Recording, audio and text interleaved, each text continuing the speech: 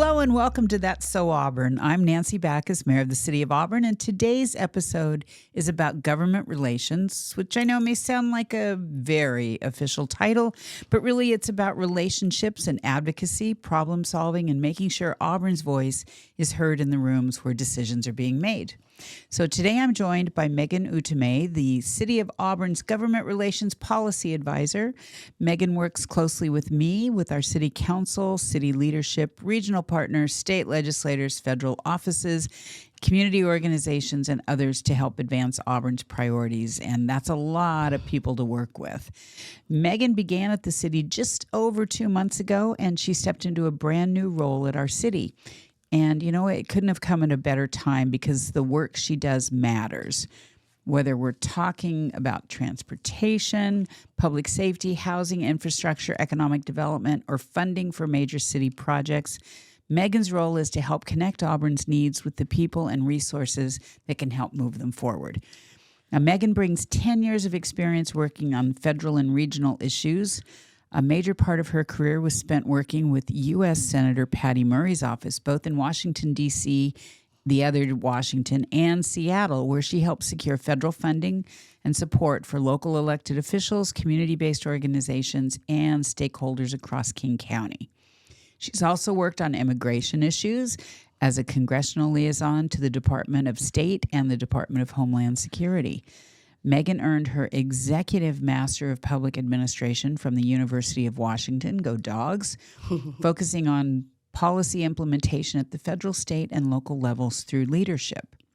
And outside of work, Megan was born and raised on the islands of Guam and Palau and enjoys karaoke, reading, and spending quality time with her friends and family. This karaoke thing we're going to have to look a little bit more into. So Megan, thank you for joining me today. Thank you, Mayor. Thank you for having me.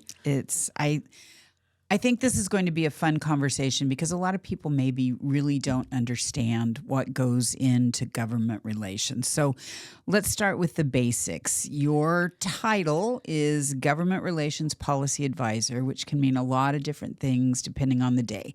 So how would you describe I'm laughing because I know that it changes on a regular basis, but how do you describe your role with the City of Auburn? Well, thank you, Mayor. Thank you for having me. The way that I think about my job as the Government Relations Policy Advisor is sort of divided into kind of like three buckets. The first bucket, being you, Mayor, is working closely with the mayor on strategy, on how we want to advance the city's priorities. The second bucket, I would say, is relationships. How do we utilize relationships to get those priorities across the finish line? And I guess like the third bucket would be policies. We work together on a lot of policies we went to Washington, D.C. to advocate on the federal level. And whenever the state session goes back into session next year, that would be a space where we would advocate for state priorities. And of course, working with our regional partners, other cities to also get stuff across the finish line. So that's sort of the way that I think about this role. It's kind of three buckets, one being the mayor, two being the relationships, and three, tracking policies that impact Auburn. I like that. Yeah. So I'm going to laugh again because I'm going to ask you, what does a typical day look like? And when somebody asks me that, I just say there is no such thing as a typical day. But I'm going to ask you anyway, Megan, what does a typical day in the life of Megan look like? I think so. I feel like other government relations staffers would answer this question differently. And you are right, Mayor. Every single day is different. A lot of the work that I do revolves around the mayor. And so my day looks like what her day looks like. Aww. Yeah. Sorry about that. But also it's attending things with the mayor. I think when I come in every day, I look at the mayor's calendar, look at what she would probably need for that day. But at the beginning of the week, I try to look ahead to see what she needs, what you need ahead of the week. It's preparing materials to advise you on what you need to be tracking. It's also looking at your events and seeing what kind of remarks that you need. And also the the other legislators that will be in the room. And maybe that means, tracking, hot topics that, where you're on the board of, or with the relationships that you have. So to answer your question, every day is different. It keeps me at the edge of my seat, of course. You keep me at the edge of my seat. I'm just trying to keep up.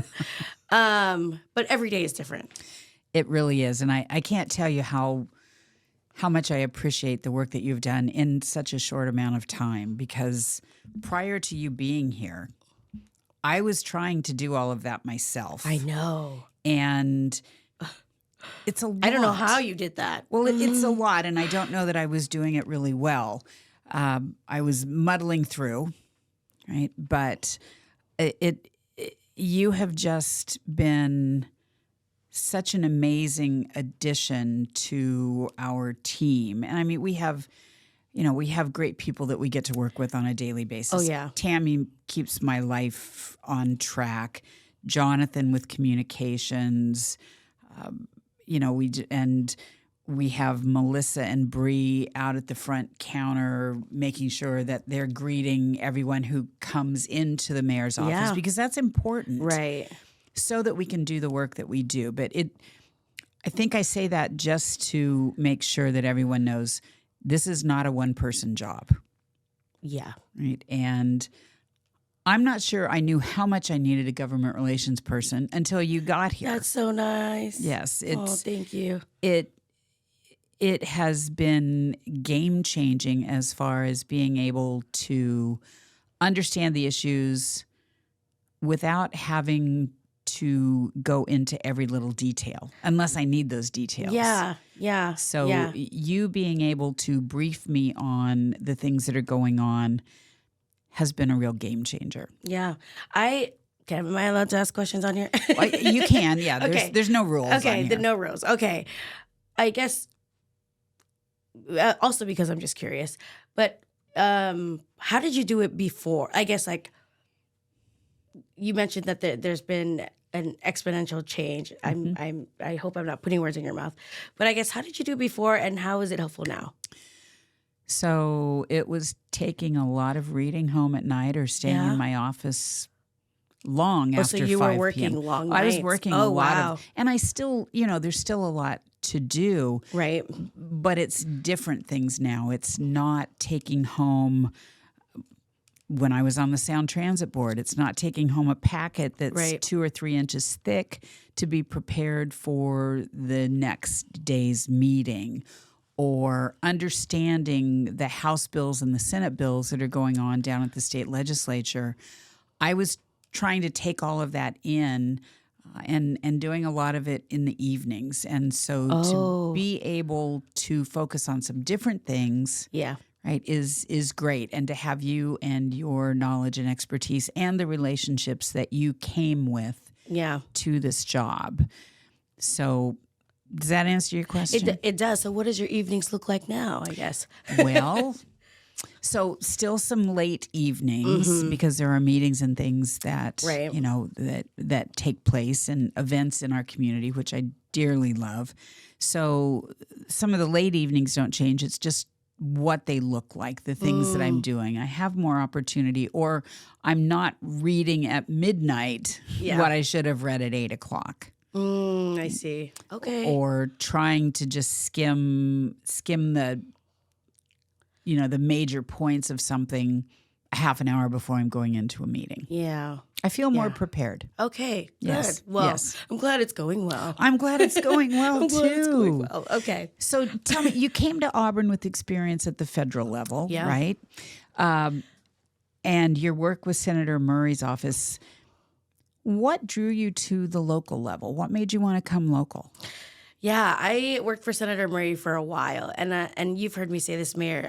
There's a lot of similarities between you and Senator Murray. I think a lot of the reason why I chose Auburn was because of you, and I will say that to anybody who will listen. But the federal government is really hard to work in right now. I left the senator's office when the government was going to shut down. And federal employees didn't get paid for the whole month of, I think it's October or November, but that's kind of the reason why I It's left. crazy. It's a crazy That's time. not stability. It's not stability. And when the government shuts down, and maybe I should preface this by saying when the government shuts down, congressional staffers don't get paid.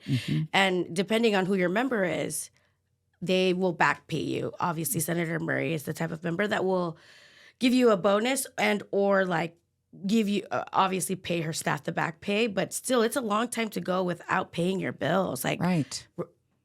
there's nothing more faithful than bills. That's a great way to put it. I Yeah. mean, your rent, Yeah. right? I mean, so what do you do? What do the staffers do? Do they just try and work with all of their landlords and their creditors and say, "Look, I'm a federal government employee. You've probably heard that I'm not getting paid right now." Yeah. No, for my understanding, I left right the day before the government shut down. And so they have to have that awkward conversation with their landlord or with their leasing office, hoping that they would be understanding. Because if not, then we know what happens when you don't pay your rent. And in addition to late fees.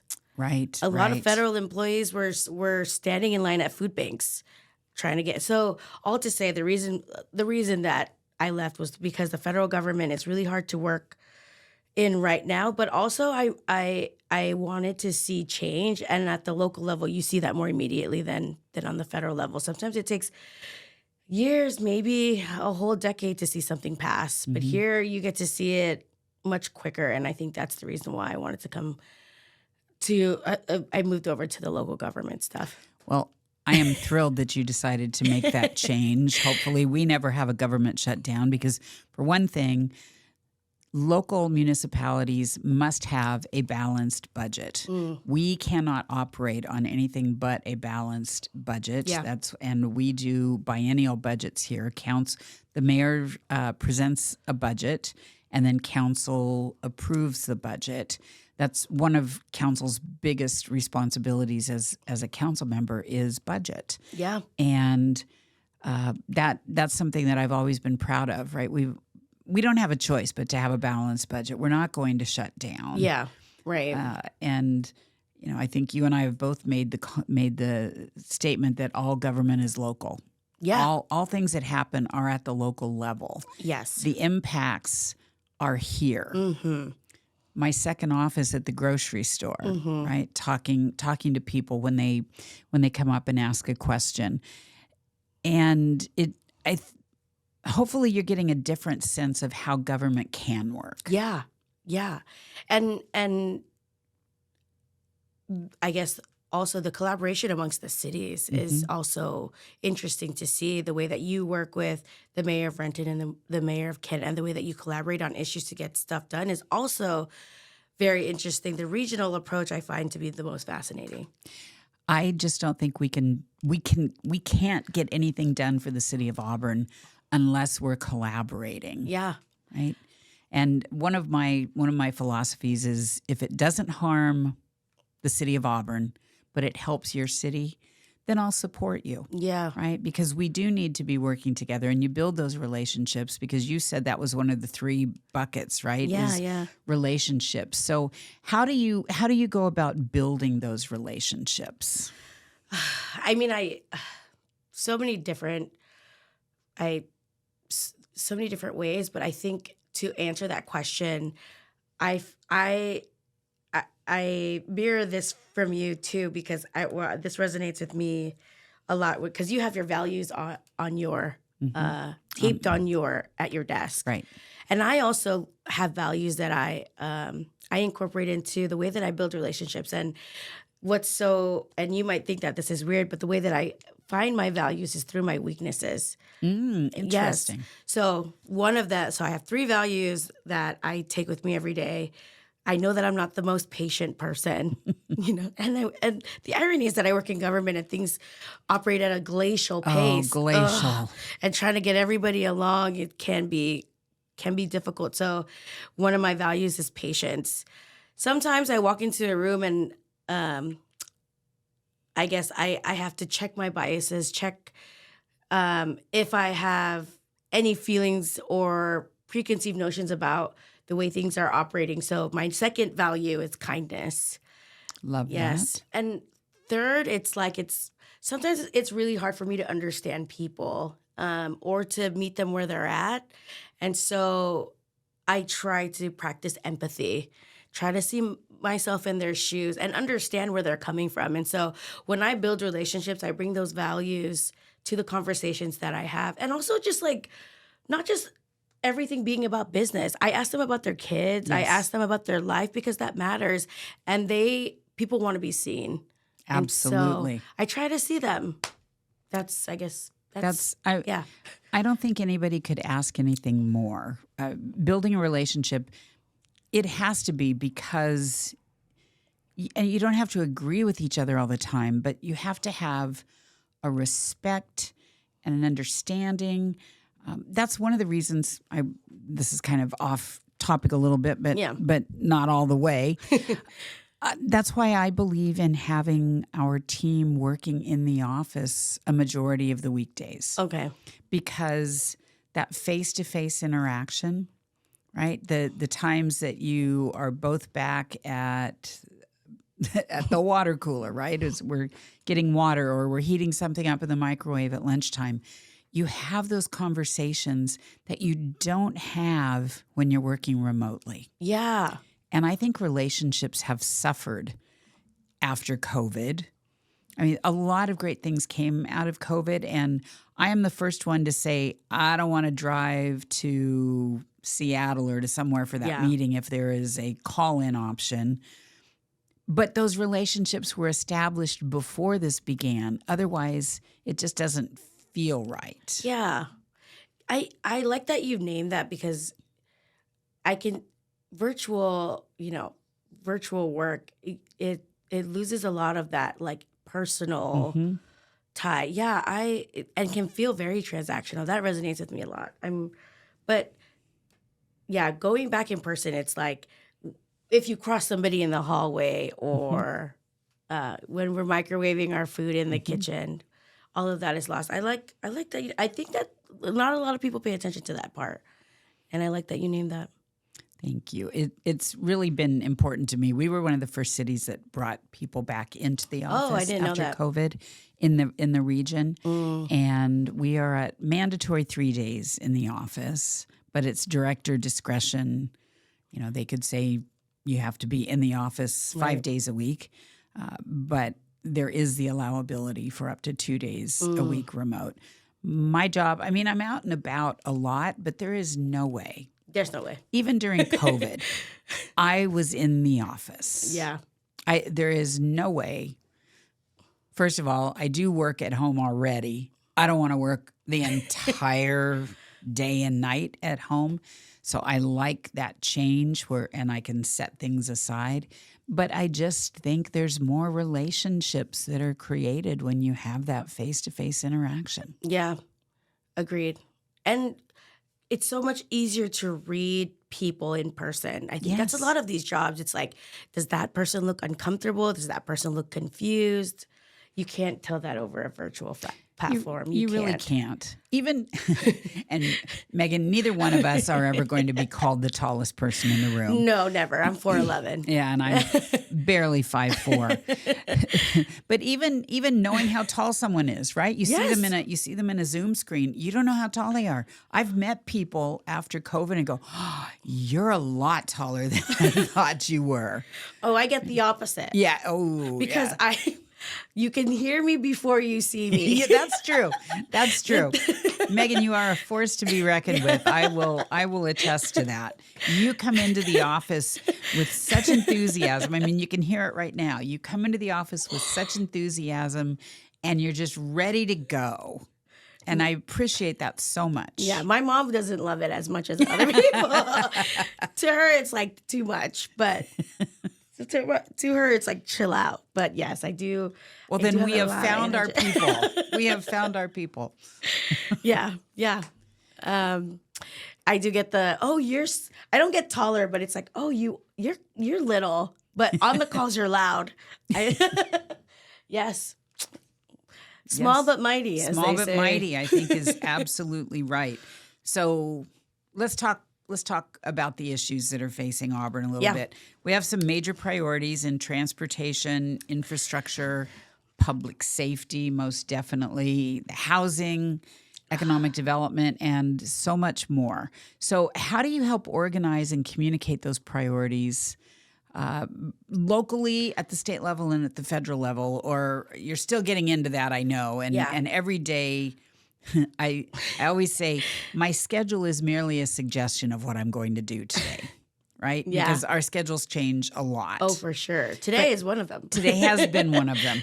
But how do you help prioritize all of those things? Because there's a lot to juggle. Yeah, it is. I'm not gonna lie. I'm still learning how to prioritize the things because you'll have a schedule. The mayor has a schedule, and I would love if we were always following things to the T. But right now, I think I'm trying to get to a place where to prioritize issues. I think I want to get to a place where it isn't reactive to the schedule and the issues that are happening. And a lot of the work that we do, it is, kind of based on other people's time too. Right. Oh, it absolutely is. And so it is hard for us to, we're going to do transportation, housing, and all these things today. But a lot of it is based on what hearings are scheduled, how long they go, and what other council members, other governments, how they propose things. It's a lot of the job is reactive. It really is. But I want to get to a place where we are proactive. and I think there are a lot of things that we can be proactive on. Yes. But just the nature of government itself, we are always going to have to be ready to be reactive. Right. Yeah. Pivot. Yeah. A lot of people don't know how much you do. You do so much more. You do so much and you work so hard and you I'll pay you for that later. Thank you. But I think with me, I think I'm fortunate because you are a seasoned elected that already understands the issues that have the historical context that many other electeds don't have. Many other newly electeds don't have. And so a lot of times in the room, or in a virtual room or in a space with other electeds, this happened the other day. They turn around and it's like, I think Mayor Backus or Nancy has the information on how this went. And I think that was about the regional.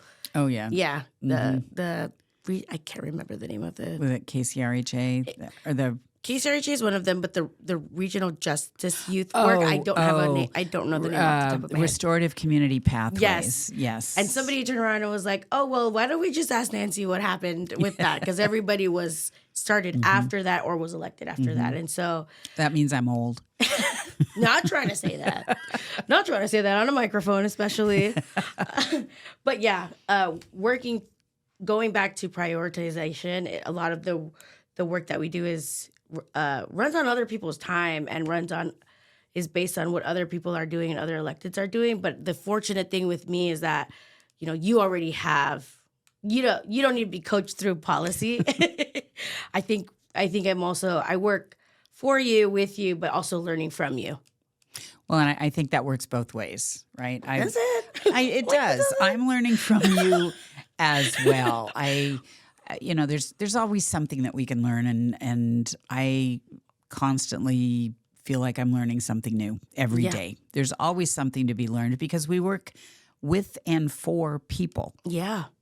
Right? Sometimes I say, but for people, this job would be easy. Mm-hmm. But I love being around people. So it's difficult and easy and fun at the same time. It all gets mixed together. Human beings are complex. They are. So the issues that we have are complex, and it's just, maybe even separating everything out. So it's fun to have a partner to do that with. So Thank you, Megan. Yeah. No, thank you. So any recent examples? Relationships are important, but talk to me about coalition building. And then if there's anything that you're working on now that has a coalition involved.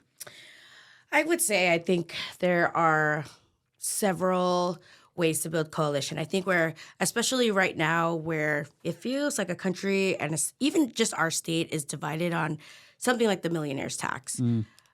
I think it's, you know, looking outside of even just King County to find those partners that align with our values in Auburn, especially with the state legislature, I think is important. That's something I want to work on, finding those other cities that are outside of King County or even outside of Pierce County that are maybe even in central or eastern Washington that could help us advance a lot of those priorities.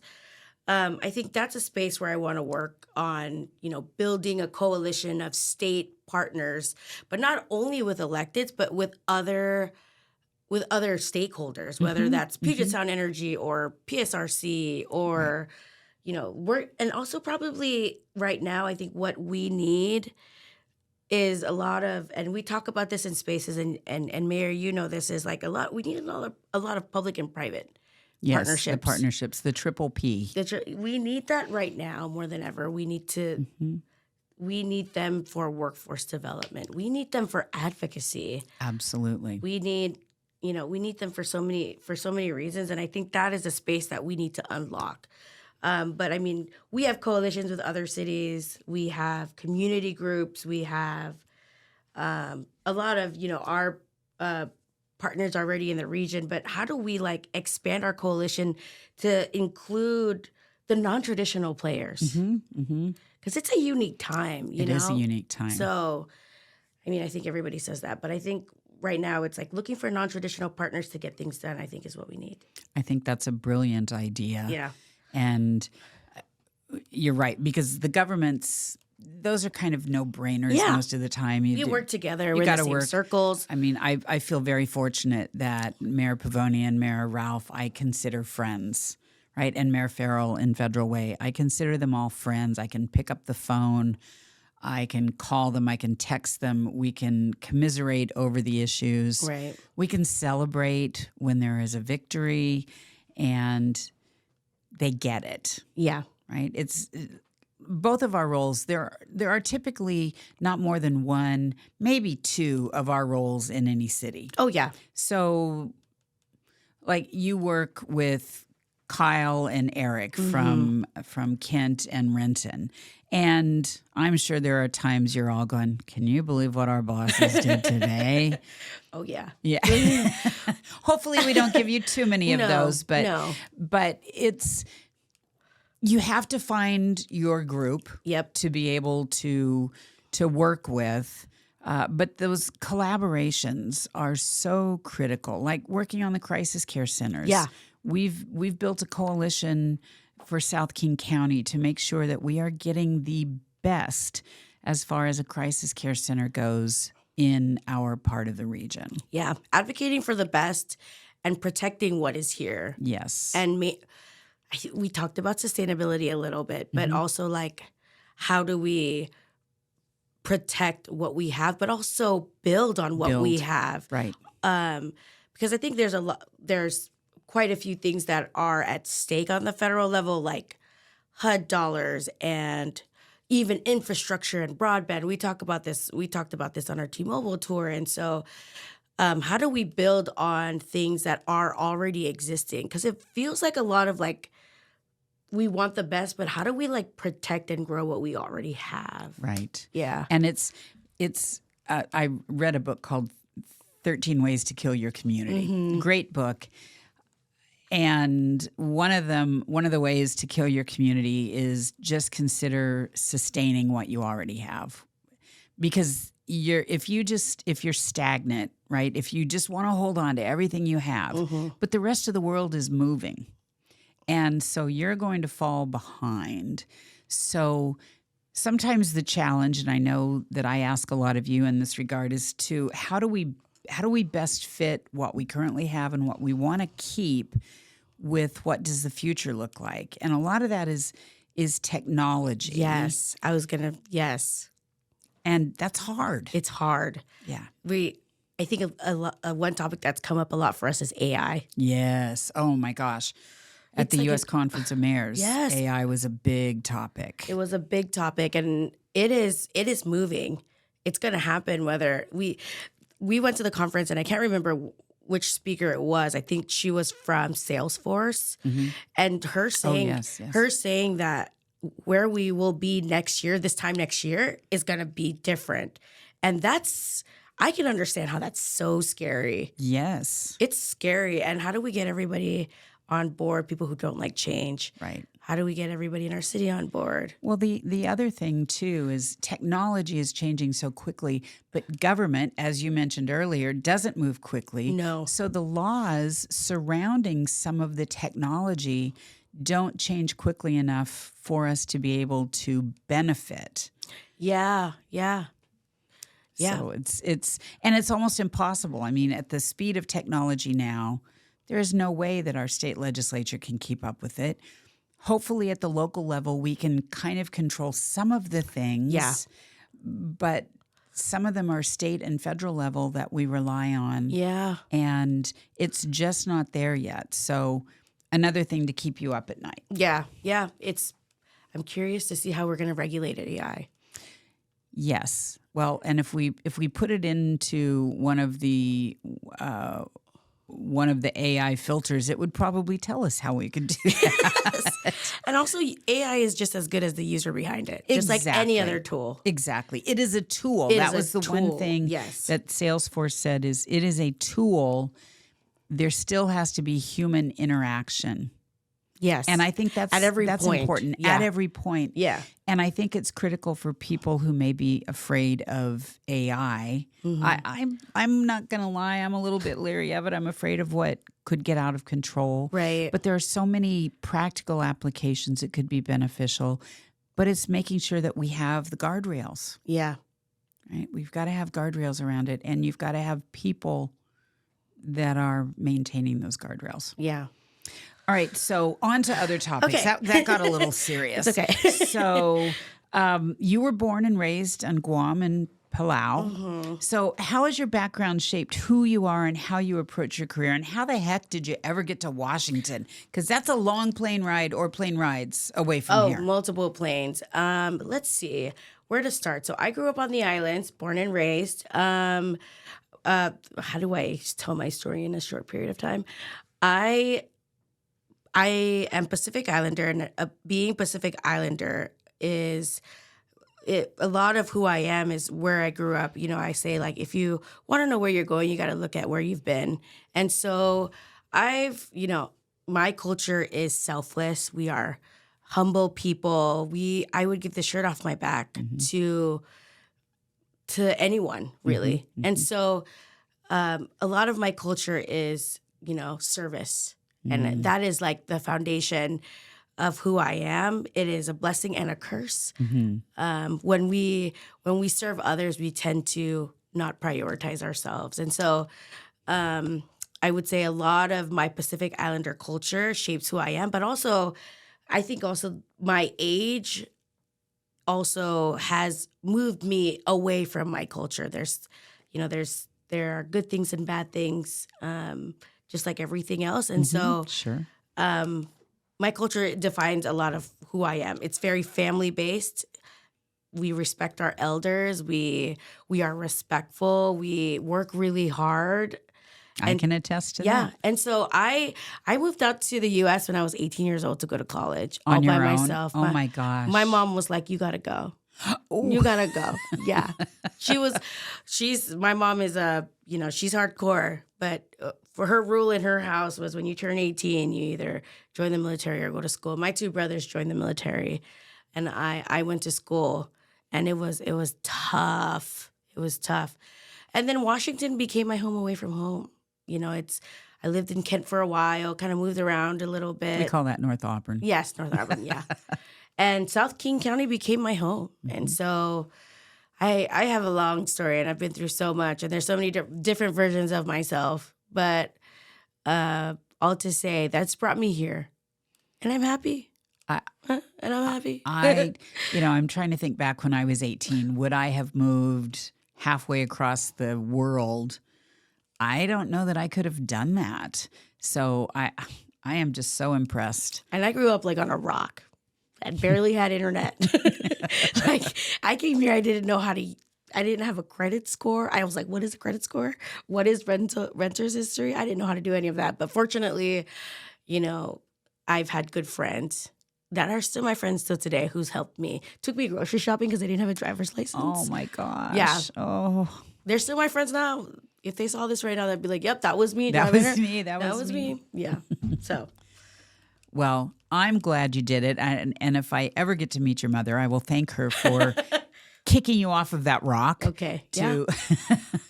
to come to Washington. And the fact that you have chosen to land here in Auburn makes me really proud. There's, I think a lot of people don't pay attention to government, right? They have busy lives. They have children, they have jobs, they have commitments, and they just don't have time to get involved in government. So maybe they vote, maybe they don't. But if you could tell those people who may not be as involved in government as they should, why is it important? Why should it matter to them? Yeah,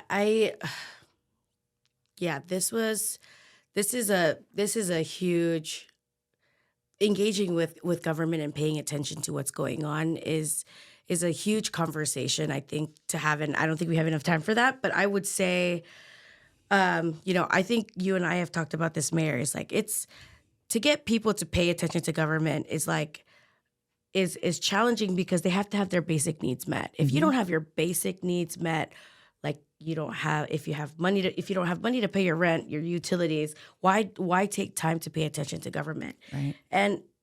And I think now more than ever, it's important to engage with government because of the affordability crisis. We are talking about wastewater rates going up. We're talking about incredibly big jumps. Yes, the layers of taxes that our citizens have to pay from city to state to county. and it's part of meeting your basic needs. Like all of it is connected, and it everybody has different views of government. Whatever spectrum you're on, it is important to pay attention because it impacts your family. And yes, your basic needs are not met, and why vote? Why pay attention? Those decisions that we have to make on their behalf, you need to choose your electeds. It matters. It matters so much. It really matters. For those who say their vote doesn't, why should I vote? It doesn't count. It doesn't matter. It truly does. There have been some elections here in Auburn that have been won, after a recount by 4 votes. Yes. Watch the polls. Watch the polls. But it does matter. And as you were saying, we listen to what is important to the people that we serve. Yeah. But if we don't hear from you, right, it's hard for us. We will go by what we think we know. Right. But what we're working on may be counterintuitive to what you would like. So critical for people who are listening to please get involved in government. Come to a Monday city council meeting and provide public comment. Yes. First and third Mondays of every month at 7 p.m. are the city council meetings, unless it's a holiday, and then it turns into the Tuesday, the next evening. But there are times when there's nobody in the audience, nobody providing public comment. Yeah. And you'd like to think that means everybody's happy with what's going on, but I'm a realist. I know that that's not true. So, everybody agrees with all your decisions, 1,000%, Mayor. 1,000%. Every single decision. Everything I've ever done. Perfect. Oh, thank you so much. I feel so much better. It's a Friday afternoon that we're recording this. I can go into the weekend just happy as can be, into my own little world. But we really do need to hear from people, and I think that's part of your role too. I think it's going to be critical of how do we hear from people? How do we get their input? Yeah, how do we meet them where they're at, and not just the loudest voices, right? Right. Don't let the loudest voices dictate how things go.